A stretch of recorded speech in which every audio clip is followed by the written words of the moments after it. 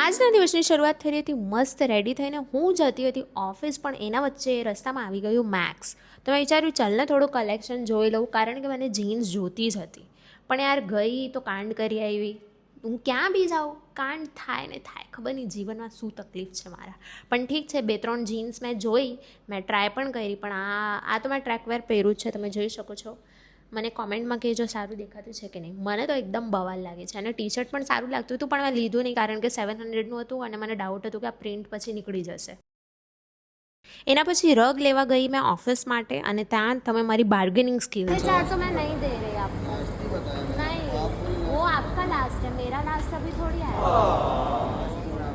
અને આમ બાર્ગેનિંગ કરીને મેં 6,500નું રગ 4,000માં લીધું. મતલબ યાર તમારી નિશા ગજરા ટેલેન્ટેડ તો છે, એ તો તમને માનવું પડશે. પછી મેં આવી ઓફિસ, અને પછી ભૂખ લાગી હતી, તો જમતા જમતા મેં મૂવી જોઈ ફના, ઠીકઠાક હતી.